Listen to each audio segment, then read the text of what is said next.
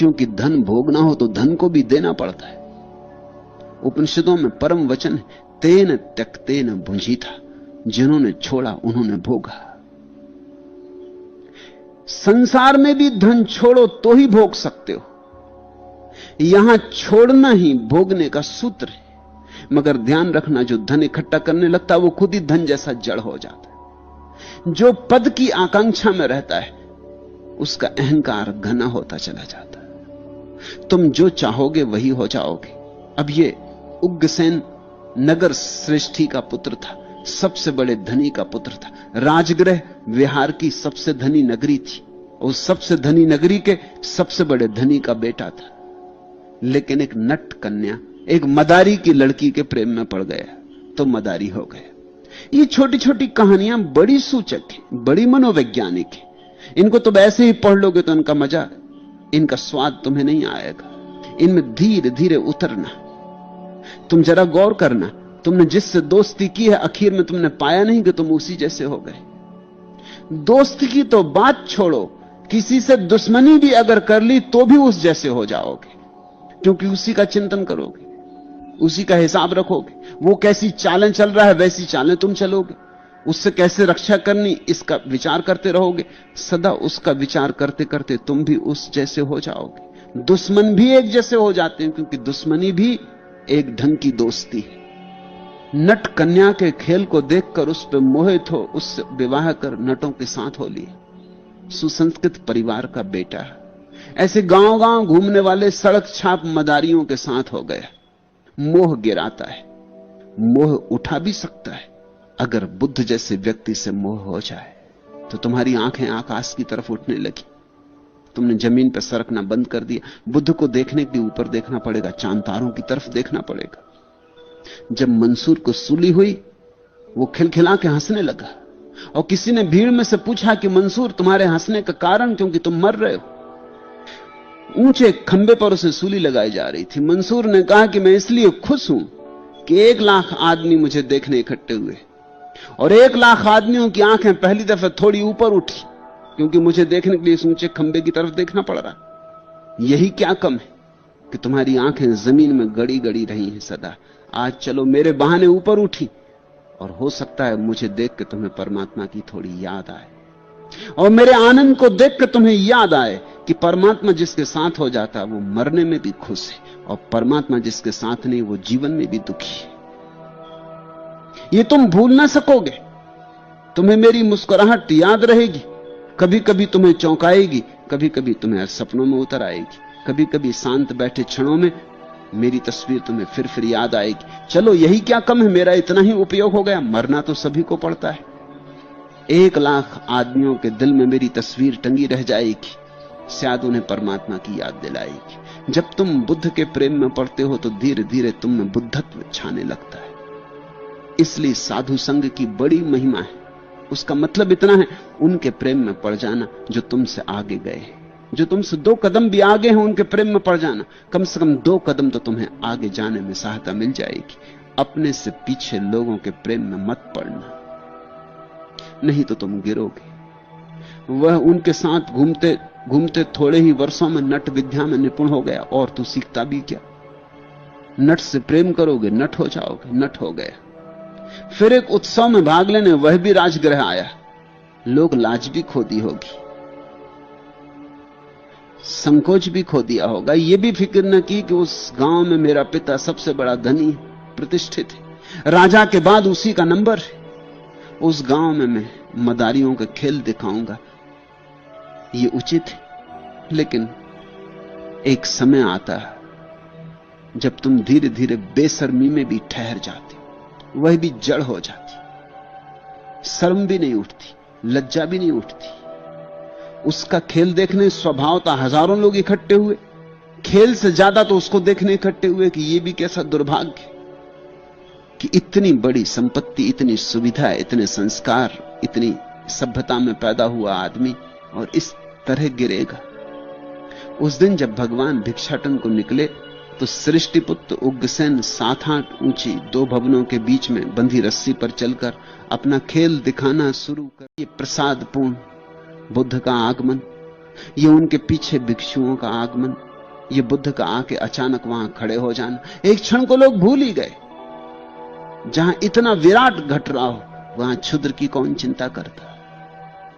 उग्रसेन उदास हो बैठ रहा। भगवान ने उसे उदास देख अपने एक शिष्य महामौदगल्लायन से कहा, मौदगल्लायन उग्रसेन को कहो अपना खेल दिखाए और मैं भी उसका खेल देखूंगा, प्रसन्न होकर दिखाए। सद्गुरु इस तरह के उपाय भी करता है।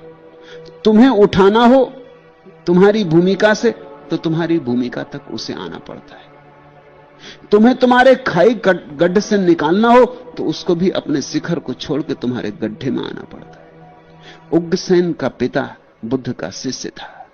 शायद बहुत बार रोया होगा बुद्ध के पास, शायद बहुत बार कहा होगा कि क्या होगा मेरे बेटे का, ये कैसा पतन हुआ।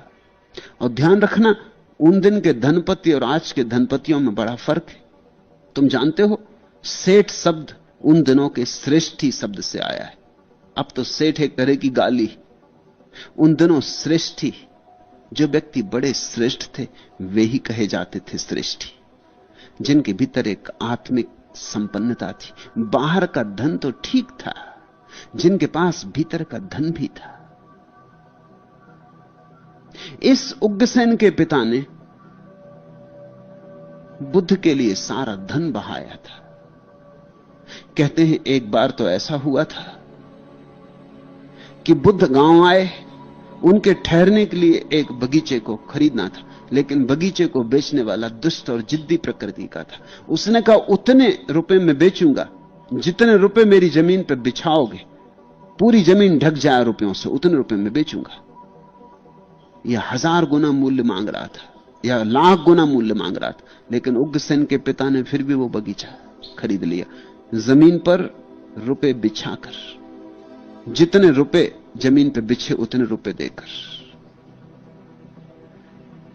एक महिमाशाली व्यक्ति रहा होगा, बुद्ध के पास रोया होगा बहुत बार इस बेटे के लिए, कहा होगा कुछ करें, आप कुछ करें तो ही अब कुछ हो सकता है, हमारे हाथ के बाहर की बात है।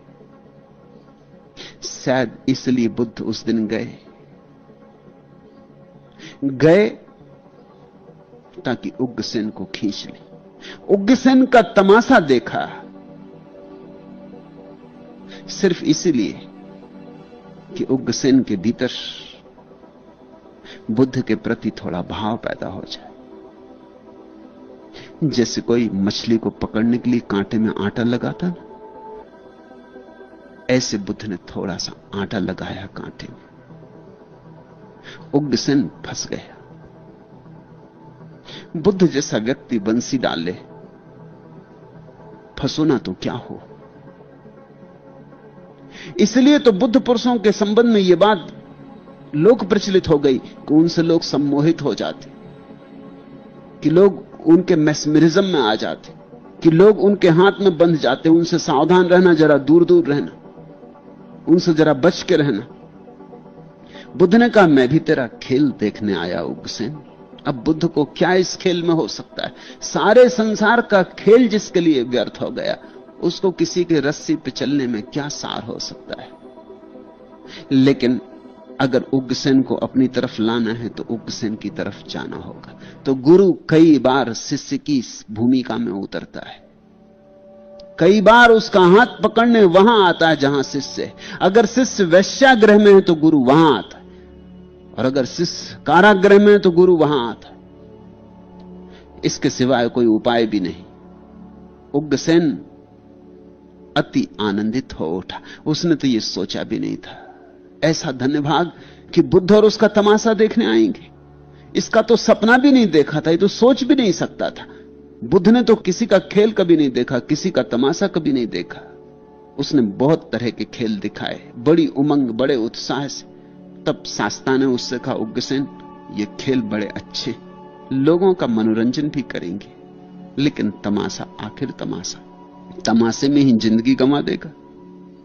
मनोरंजन तो ठीक है, असली बात तो तब घटती जब मनोभंजन होता है। मनोरंजन तो मन की खुशामद है, वही तो अर्थ है मनोरंजन शब्द का, मन की खुशामद, मन पर मक्खन लगाना, वही मनोरंजन है। मन जो कहे वैसा ही करते रहना। मन जहां ले जाए उसके साथ चले जाना। मन कहे शराब घर, मन कहे वेश्या घर, मन कहे सिनेमा, मन कहे ये, मन कहे वो, उसी के पीछे चलते रहना। इसी तरह तो संसार है। संसार का अर्थ होता है मन के पीछे चलना। चैतन्य को मन के पीछे चलाना अर्थात संसार। मनोभंजन चाहिए बुद्ध ने कहा। और यह भी कोई कला है। अगर कला ही दिखानी तो मैं तुझे सिखाऊं। रस्सी पे चलने में क्या रखा है? ये तो 60 हाथ ऊंची बंधी है ना। मैं तुझे शिखरों पे चलना सिखाऊं, बादलों पे चलना सिखाऊं, मैं तुझे ध्यान में सधना सिखाऊं। उससे ऊपर और कुछ भी नहीं है।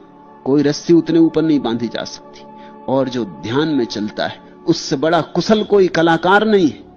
क्योंकि ध्यान में अपने को साधना ठीक रस्सी पर चलने जैसा ही है। बाएं गिरे दाएं गिरे, पूरे वक्त संभालना पड़ता। अब गिरे तब गिरे और खतरा हर वक्त।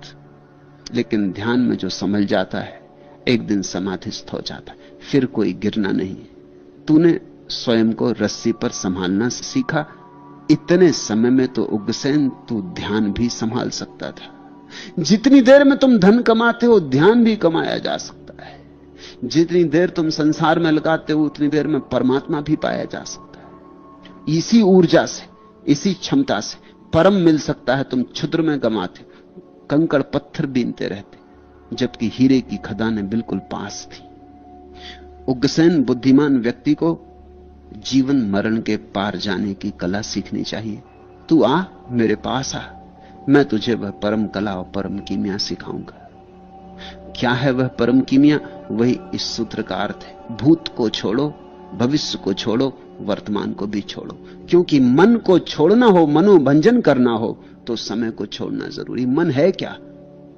भूत की स्मृतियां, जो हो चुका उसकी स्मृतियों का जाल स्मृति, और भविष्य की योजनाएं, भविष्य की कल्पनाएं, आकांक्षाएं, वर्तमान की चिंता फिक्र। अगर ठीक से समझो तो मन और समय पर्यायवाची। इसलिए जो भी ध्यान को उपलब्ध हुए उन्होंने कहा कालातीत है ध्यान, समय के पार है ध्यान।